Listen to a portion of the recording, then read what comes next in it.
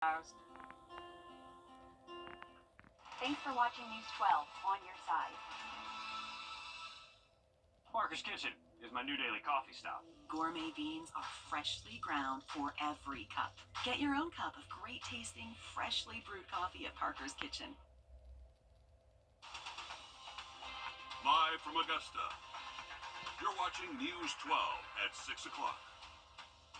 After more than 100 years in Augusta, the overgrown and abandoned Old First Baptist Church faces demolition, but some are still hoping it can be restored to its former beauty. We'll have that story and more for you in just a few minutes. But first, local governments are still considering whether to opt in or out of the controversial homestead exemption in Georgia. Good evening and thanks for joining us. I'm Zana Halliburton. And I'm Will Rio. In November, statewide, more than 60% of voters said yes at the polls, which puts a cap on tax increases to your home. But the law has a way out for local municipalities. Counties can announce their plans to opt out, which triggers the need for at least 3 public hearings. After those hearings, governments and school districts will vote whether to opt in or out. But it's important to note the commissioners and board members we've spoken to say legally they have to use that language in order to hold the public hearings. Instead, they say they're using these meetings to figure out if they will opt out. Your Hallie Turner joins us live at the Evans Government Center Auditorium, where tonight's hearing with the Columbia County Board of Commissioners just began. And Hallie, how many people would you say are at tonight's meeting? Well, it's really hard to say. We've probably seen 25 to 45 people coming in. I mean, they're steadily coming in. You'll see them walk through this breezeway right here. But leaders tell me the turnout remains strong during each meeting, and that's what they want. Every piece of the community that they put in, it plays a part in the overall decision. House Bill 581. It's a very complex bill. It's not just as easy as saying we're going to give everybody a tax break. Leaders like Scott Johnson say it's not as easy as 1, 2, 3. And in a lot of instances, House Bill 581 does not give a tax break. So capping the assessments does not in and of itself create a tax break. And if you read between the lines, the bill doesn't just focus on the exemption. It includes the ability to introduce a floating sales tax. Floating local option sales tax would replace the lost revenue. House Bill 581 puts a cap on homesteaded properties. As a result of that cap, there's going to be some missing revenue. But that will be made up for in the floating local option sales tax, should we get that in place. But there's only one way the sales tax can be an option for voters in November. Everybody has to opt in. If anybody opts out, not counting the school board's completely independent, they don't get the sales tax. But to get the sales tax, the county, and in our case, the county and Harlem and Grovetown would all have to opt in for us to even be able to ask the citizens for the sales tax. Any entity opts out, all are out. That's where leaders are hitting another roadblock. The problem that we're running into is for Columbia County, we have to decide by March 1st whether we're going to opt in or opt out. Grovetown and Harlem have to decide by March 1st whether they're going to opt in or opt out. And then we will not know if we get the sales tax in place until November. So that creates a divide there, not understanding if we're going to be able to replace that revenue. And they're still unsure of the best option for the county.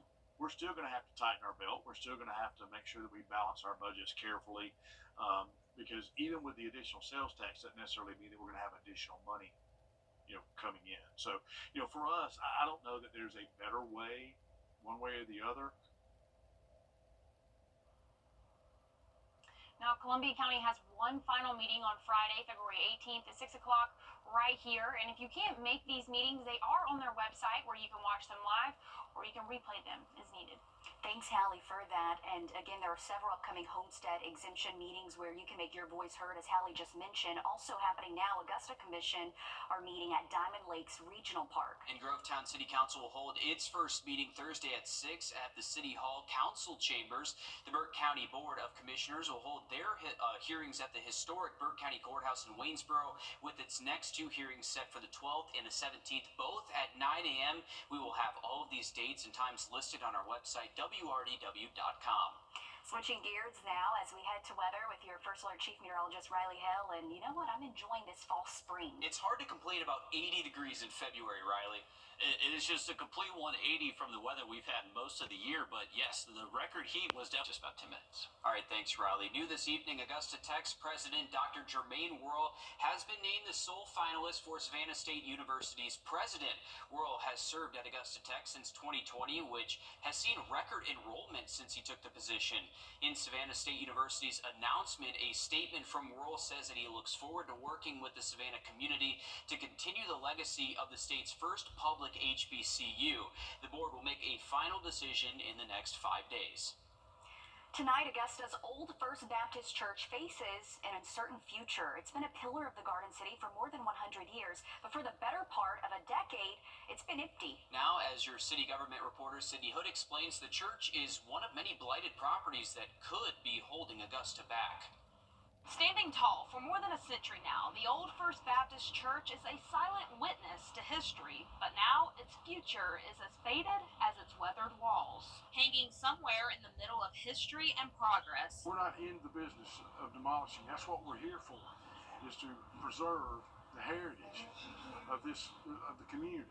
a place filled with generations of prayers, There are more than 10 code violations at that property, yes. now left saying its own Hail Mary. When you look at the amount of investment already made to the tune of about $500,000, just to somewhat stabilize the building, there is documentation that there is some activity. It may not be the overhaul that most people would expect to see or want to see. Recently, the owner of the building filed a certificate of appropriateness to demolish the property. COA will be brought before us. The commission, the HPC could either approve it or deny it. If it's denied, then he has to, we go to mediation, as was stated, and if we can't resolve it in mediation, he can come before the full commission. But I do think that there could definitely be more effort made on the maintenance of the property and the upkeep until the market will allow for him to come in and do those renovations or find an end user or, as he alluded to, potentially donate the property. Because this is far from the only decaying property in the city. We have quite a few blighted properties. We're a historic city.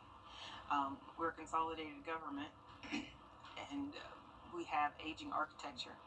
And just like with any building, there's a maintenance component to things, and deferred maintenance leads us to where we are right now. The next steps for the Old First Baptist Church will come when the HPC meets again, and there they will discuss the COA for demolition. In Augusta, Sydney Hood on your side. Thanks, Sydney, for that. Happening now, a last-minute effort is underway to convince Georgia's Environmental Protection Division that modifications to a chemical plant's permit will worsen the air quality in Augusta and harm families on both sides of the river. The EPD agreed to extend public comment from over the holidays to tonight. Senior investigative reporter Liz Owens is about to join the virtual Way to convince Georgia's Environmental Protection Division that modifications to a chemical plant's permit will worsen the air quality in Augusta and harm families on both sides of the river. The EPD agreed to extend public comment from over the holidays to tonight. Senior investigative reporter Liz Owens is about to join the virtual meeting, which is taking place right now. Right, it actually started at 6 o'clock. The Savannah River Keeper and the Southern Environmental Law Center are both speaking to the EPD about their concerns with Solvay releasing more emissions into Augusta's air. Now, you might remember us telling you about this company launching a new mission with the electric car industry last spring. Expansion is supposed to be starting now, like February 1st, but first they have to get the chemical plant has to modify its existing permit, which has a set limit where how much they can actually emit into the air. Solvay needs to release more in order to expand its new mission in Augusta. Now, here's the problem. Augusta's air quality is already terrible, and Solvay has a history of breaking the rules. There is a link on our website if you want to join that live Zoom public meeting. I'm about to head out of the studio and go get on it myself, and I will tell you what happened there tonight at 11. Thanks for that, Liz. A program designed to get people in the construction industry is back in Augusta, and it's being offered to you at no cost. Construction Ready is a nonprofit organization helping people of all ages and backgrounds take advantage of job opportunities in the industry. Today they held their first information session where those interested could ask questions and learn more before signing up. Construction Ready partnered with Georgia Power, the Georgia Power Foundation, and Augusta Technical College to offer this 20-day program. Students will learn both in and outside of the classroom, with class ending with a hiring fair and graduation where students are matched with employers. Georgia Power says construction jobs are in high demand right now, and a lot of that is due to Hurricane Helene. We've got to continue to grow our workforce, and specifically workforce participation, whether those folks are justice impaired or those folks are at risk. This is a great way for folks that want to move directly into the workforce to upskill quickly and gain employment and ultimately move to independence. The Augusta District Attorney's Office is also working to get people involved in the program. Our hope for you is that once you have this job, it can deter you from potentially getting involved in activities that cause you to be involved with the criminal justice system in the first place. We want to keep people out of courtrooms, and we want to keep them on jobs. And Construction Ready launched in Atlanta and over the years has expanded into other cities like here in Augusta. They were here back in 2021. Now they're here again. I'm told there's a 97% job placement after graduation, and 70% of participants are employed in the construction industry 1 year later. We talk about a lot of growth all over the state of Georgia, and more specifically right here in Augusta and throughout the CSRA, so great opportunities there with that program. Definitely, and again, a lot of jobs, especially with those workers out there after the hurricane. One thing mentioned at today's session was the only thing you have to pay is attention. Okay, so that's a key in every school everyone class. laughed in the room, but it's true. You have to show up and be dedicated for it. You have to sign up by the 27th before classes start in March. They're looking to fill over 20 slots. No college degree is needed. We have all of the information to sign up on our website, wrdw.com. Well, we broke a record high temperature this afternoon. We will cool off a little bit tomorrow, dropping highs into the 60s, cloudy, but we're warming right back up as we close out the work week.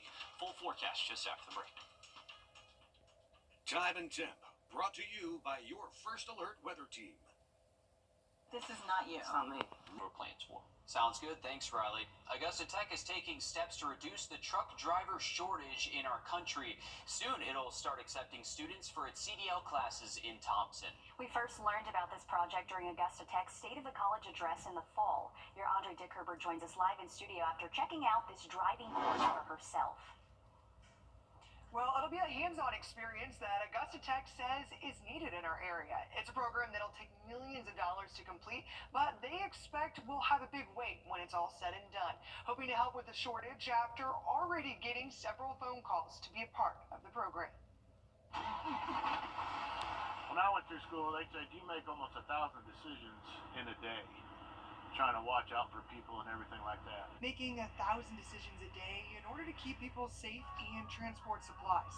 But happy they made the one decision to get their CDL. You get to experience the ride, you get to experience the drive, you get to experience the mile, you get to experience the world, really. A new opportunity coming to Augusta Tech that will soon be right here and look like this. Offering classes during the day and at night that can be done in just 4 weeks. Pretty large range that we can have 2 to 3 classes going on simultaneously. This will be for Class 8 truck drivers, those who want to drive 18-wheelers, and they can also, of course, qualify them to drive smaller vehicles like school buses. And it's a need we've seen for a while now. It's extremely important when you think about truck driving and logistics in this community. Being the second largest MSA in the state, you have a lot of truckers that get to the port of Savannah. To not have a program in our region is troubling. He says students could make between $60,000 to $70,000 with little to no debt out of school, and also plan on adding another training facility for supply chain manufacturing and warehouse distribution. And truck drivers now say real life experience like this is vital. Get them out there driving, learn how to back, and just pay attention to what they've got to do, and get away from just having all these automatics. Because the learning never stops. You just gotta get out here and learn for yourself. Yeah, because it's still stuff I need to learn. This program will allow 200 students a year to graduate with their CDL, and one of their partners, Amazon, will even pay for their employees' expenses to get their CDL, creating even more of an incentive. And they plan on having the CDL course done and ready to go by January of 2026. Really a great thing that they're doing, and I love that it's hands-on. Yeah, not too far away, too. It's a great program, great opportunity. Good that they're already having people call in, try to line up for the class there. Thanks, Audrey, for that. Coming up in sports, Jags baseball is back on the diamond. The Augusta University baseball team breaks in their revamped digs with their first home opener of the season. We'll take you inside the action next. First Alert Radar, powered by Jim Hudson Automotive Group. Can you really count on your attorney John Foy and Associates? On your sideline, sponsored by Chandler Law Firm.